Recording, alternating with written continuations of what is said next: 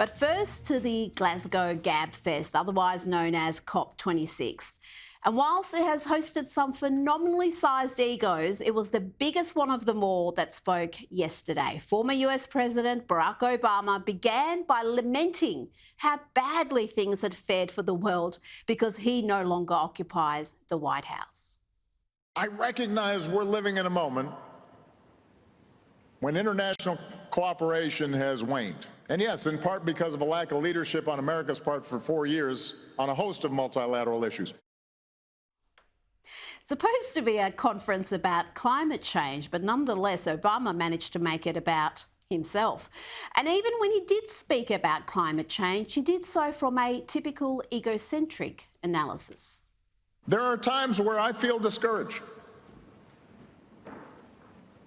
There are times where the future seems somewhat bleak. There are times where I am doubtful that humanity can get its act together before it's too late.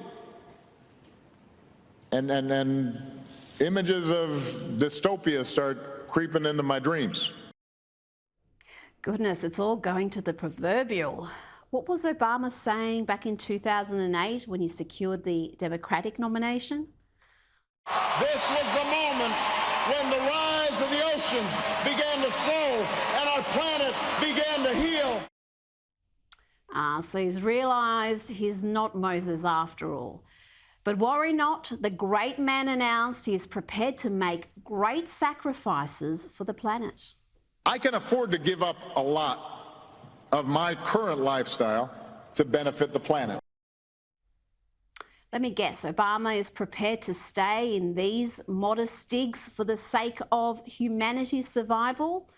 And let's not forget his holiday home in Hawaii, which will be built also on the site used for the 1980s TV show Magnum P.I.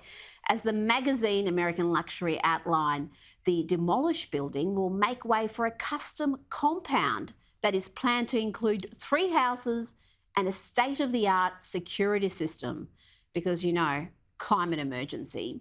So that's 2 seaside mansions. What was Obama saying just a few hours ago? And for those listening back home in the U.S., let me say this. It doesn't matter if you're a Republican or a Democrat. If your Florida house is flooded by rising seas.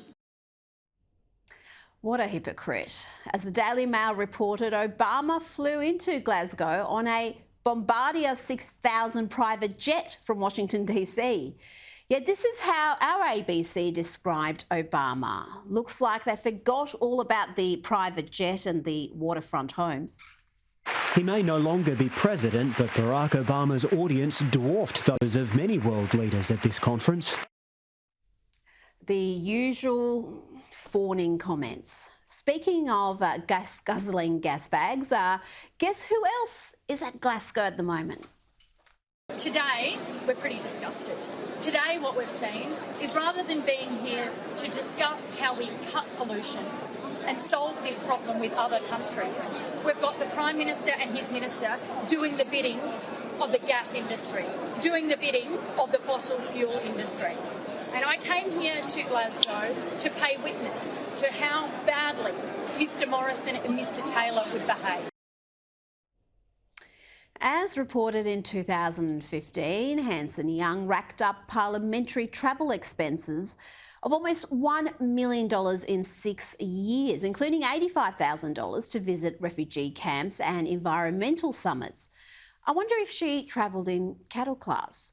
The same Hanson Young who in 2017 charged taxpayers almost $4,000 for flights to Ceduna, South Australia for herself and her daughter to go whale watching in the Great Australia Bight, and who in 2016 took a taxpayer-funded flight from Adelaide to Coolangatta, then a Comcar to Byron Bay for the Splendour in the Grass Festival. While all those trips were, of course, within the parliamentary travel rules, here's some unsolicited advice. Spare the fake outrage, Senator. If you want the masses to dramatically change their lifestyles to reduce their carbon footprint, how about you start by setting an example and stopping all non-essential travel? Seems like a small price to pay if you really believe that we are in a climate crisis that threatens humanity itself.